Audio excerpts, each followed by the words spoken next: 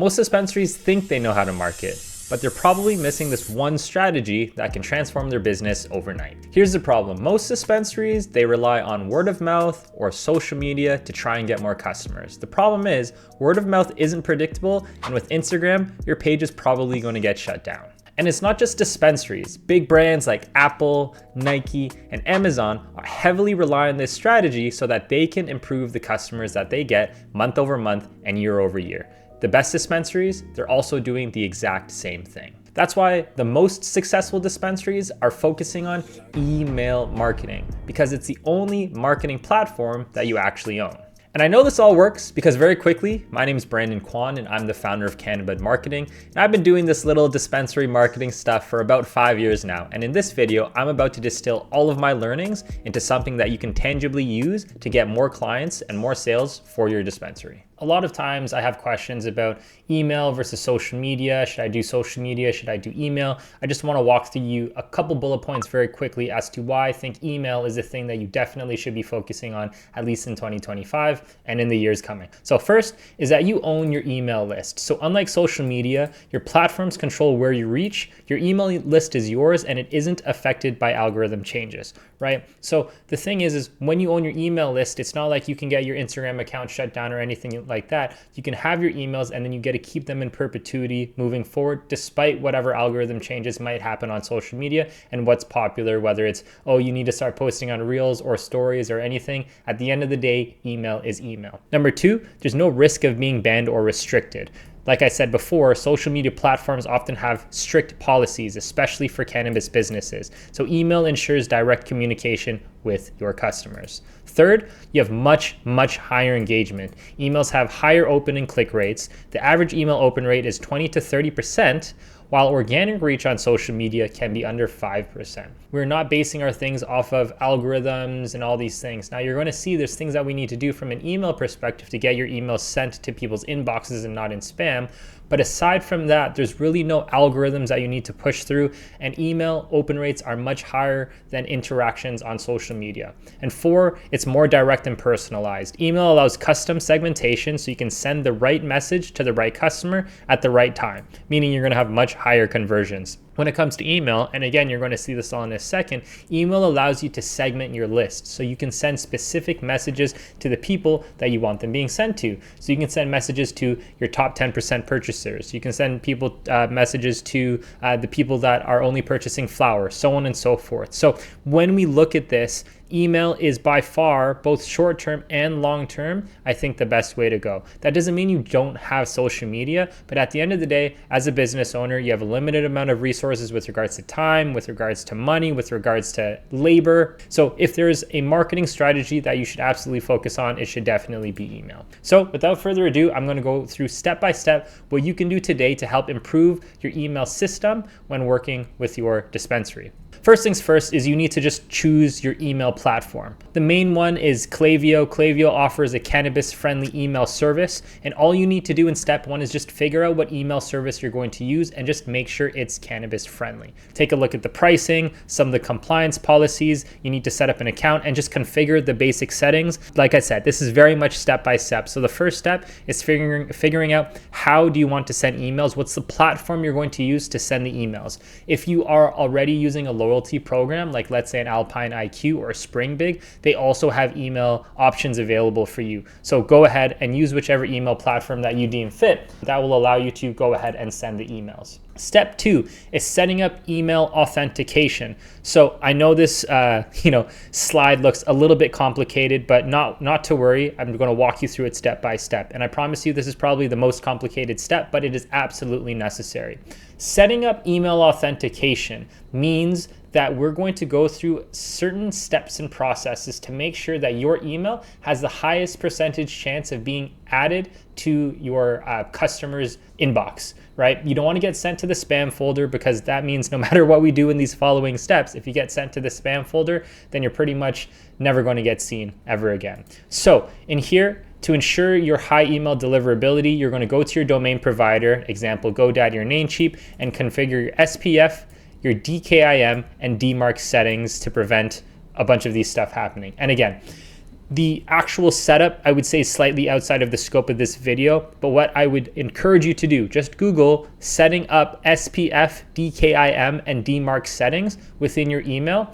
With Klaviyo or some other platforms, they would actually guide you through this process to show you exactly what you need to do, because they care about your email deliverability as well. Because if your emails aren't going to be delivered properly, then nothing is going to happen. All this does, though, in a nutshell, it allows you to set specific settings with regards to your email and your domain to make sure that your email gets to the end customer's inbox and not the spam folder. So like I said, the implementation, slightly more technical, but it's something that you definitely need to make sure you do. Please go ahead, just Google SPF, DKIM, and DMARC authentication for email, and there will be a step-by-step process right there.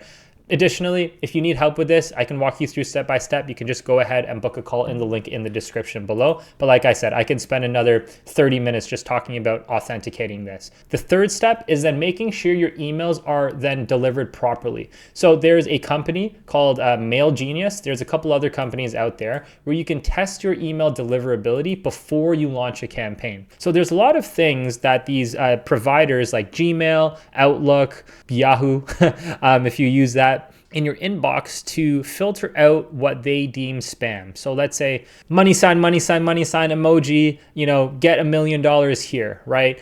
Like these are the things that Google automatically tries to filter out to improve your email experience. So there's a couple things with regards to your SPF, DKIM, and DMARC settings, but there's also other things like the information you have in your subject line, the emails you're sending from, is your IP address blacklisted, is your domain blacklisted. So what this does is that you can go ahead and send a test. So what you're going to do is in your email inbox or whatever platform you're sending from, you will go to mailgenius.com and then you will copy and paste this email here and then just send a test email. What will then happen is that you can then test to see your score, and then it'll populate to let you know what your deliverability score is. I know this isn't super sexy, but the reason why I really want to lay this as the foundation is because if your emails are getting sent to spam, none of this matters. You can have the prettiest looking emails, you can give away free supercars. If you don't make sure that your emails are being delivered properly, they're not going to get sent to the proper inboxes that you're looking for, and then you're not going to get any sales. And you're going to be wondering, why, Brandon? I followed everything that you said and I'm still not making any money. You have to make sure you get this set in place, right? Step 4, cleaning your list. So if you are starting from scratch, then you don't need to do this at all. But a lot of times, if you've been in business for years, you've just been collecting emails like over and over and over again, right? Some of these emails are not in use anymore. They might have been a company email. Somebody might have put in a fake email, whatever it is. What you want to do is you want to do what's called cleaning your list. So there's a company called Zero Bounce where you can go and upload your email list to remove invalid, duplicate, or inactive emails from your list. Because when you send emails to a list and you continue getting bounces, the message says, sorry, this email address doesn't exist anymore, it signals to Google that you are not sending high quality emails to a high quality list. So we want to make sure that you clean your list with a company like Zero Bounce or any other company. Just type in email verification software, and then you can go ahead, upload your list. It's pretty cheap. Like you can spend 20 bucks and upload a list of like 10,000. This is definitely something that you need to do, because again, if you're just sending emails to the wrong people, then again, it's not going to go well for your email deliverability score. So you'll notice this is all about email deliverability, right? And the reason why, like I said, I want to set the foundation is because if you are not sending emails and it's not going to the right inboxes, or you're sending emails that are going to bounce, and you're going to have a big problem, because you're not going to be able to utilize the power of email. You might as well just do social media and only focus on that. So anyways, go ahead and clean your list. The next step is then segmenting your list. So again, you can skip this if you're starting from scratch, right? But what I would recommend is you segment your list based on different purchase behavior. So in this situation, you can segment by the last 30 days, right? You can segment by inactive customers. You can segment by purchase history, interests, and behavior, right? So what this does, and the reason why you want to do this, is because different people on your email list are going to resonate with different messages that you have. So the example that I use all the time is, if you look at your sales data, you're probably going to see that the highest amount of purchasers are going to be a mixture of flower pre-roll, and then after that it's just other. So other could be edibles, or it could be vapes, or it can be concentrates and tinctures, depending on what market that you're in. Typically it's flower pre-rolls first, and then everything else is market dependent. Once you figure that stuff out, you can then start segmenting your list based on customer purchase interests, because the person who is purchasing a beverage is not going to be necessarily the same buyer demographic that's purchasing a flower.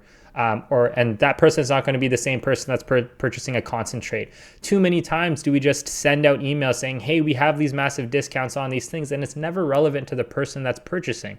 So what segmenting your list does, it allows you to segment your list into different buckets of people and different buckets of customers based on how they interact with your brand. And then you go ahead and send them specific messages based on the segment that they're in. Right here, like I said, some of the action items are for you to categorize subscribers based on purchase history, interests, and behaviors. Then what you're going to do is you're going to create segments for new customers, frequent buyers, and then inactive subscribers. So if you have inactive subscribers, what will happen is that maybe you send what's called a reactivation email. Hey, we haven't seen you in a while. Here's a 30% discount. If you have frequent buyers, you can say, hey, thank you for being such a loyal customer. Wanted to give you a discount because you're so loyal on your favorite products, right? And if you can give them a personalized favorite product when you know that they like the specific concentrate or you know that they like the specific edible, it's going to go a lot further in terms of your conversion, right? Then lastly is you want to use dynamic content personalization to tailor messaging to each segment, right? So again, you want to make sure the messaging is tailored towards the different customer buckets that you've put them in once you've segmented your audience. If you're starting from scratch, you don't have any audience to segment, but if you do have an audience already and you have some information about them, try to segment them as best as possible, or get this information via a form survey and give them a 10% discount if they can let us know what their favorite products are, so they can start or so that you can start serving them better. Hey, very quickly, if you're enjoying this video, I have something very special for you. In the links in the description below, you can check out the workbook that goes along with this specific video. It includes checklists, summaries, and a step-by-step action plan to take your dispensary to the next level. In addition to this, I have a cool little bonus where when you download your workbook, you'll have access to all the previous workbooks I've created, and then also all the future workbooks I'm going to create. So you're going to want to get it in the description below. Now back to the video. After that, this is much more of the fun stuff. This is crafting your irresistible offer. So the examples, an irresistible offer could be get 25% off your first purchase when you subscribe to your email list, right? So this provides immediate value to the customer while growing your email list. For returning customers, you might offer an exclusive VIP discount or early access to new product drops, right? It's not enough just saying, hey, give me your email, I'm going to send you some stuff, right? That's what a lot of people are doing these days.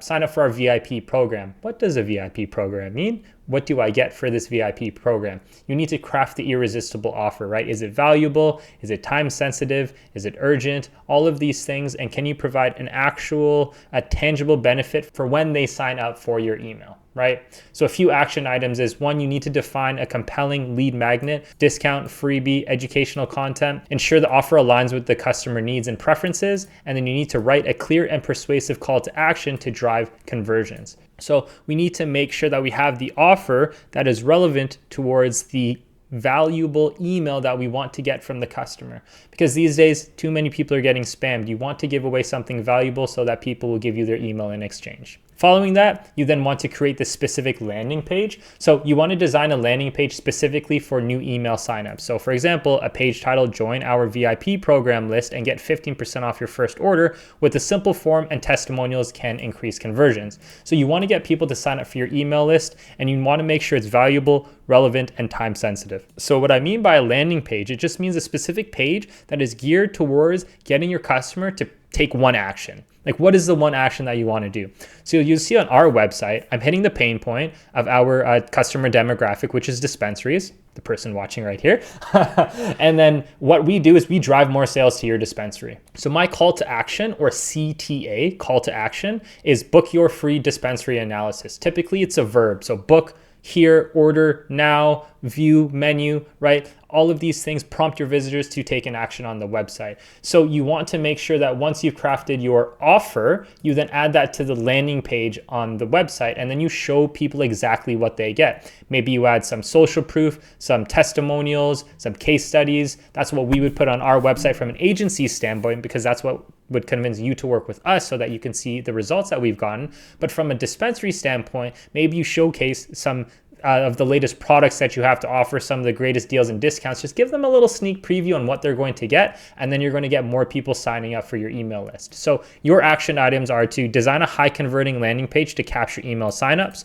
You want to make sure it's optimized for mobile and fast loading speed. That goes without saying. If your website's slow, people are going to click off. You want to include a strong CTA, call to action, which is like this button right here, and customer testimonials for credibility. And then you want to use A/B testing to refine your page's performance. So A/B testing is essentially just testing your different copy and images on the website, trying to figure out which one results in more signups or your better end result. The reason why it's called A/B testing is because you're testing version A and you're testing version B. And typically, in order to do this properly, to properly A/B test, what you want to do is keep all things the same except for the one variable that you want to change. So if I were to A/B test my landing page right here, maybe I would switch book your free dispensary analysis to, call us now, right? Or something like that. Or maybe get free assessment, get free dispensary marketing assessment, right? But I'm going to keep everything else the same. The reason why I do that is because if we start changing different things, then we don't know what resulted in either the positive or the negative change. Following that, you then want to create the opt-in form, right? So you see how we're stepping through this, right? So first step is that we're crafting the offer. Second step is we're creating the landing page. And then the third step is then we're creating the actual opt-in form. This is super simple. Have just very basic information that you want from your customers, right? Get an email sign up on your homepage, product pages, and blog posts. For example, have an embedded form with sign up for exclusive deals and updates above the footer, ensures visibility without disrupting the experience, right? So you have the opt-in form. This is my opt-in form for the workbook. Just put the name, email, phone number, and then send me the dispensary workbook right here. So you would go get this embedded on your website, and then you would also get this embedded on the pop-up. So a pop-up's super, super impactful because the landing page is great, but not many people are going to directly just go to the landing page specifically. This landing page is made for people who want more information and so that you can link directly to pages on your website via social media or something like that. So this really allows us to be able to target specific messages and lettering for people to come in and end up making a purchase.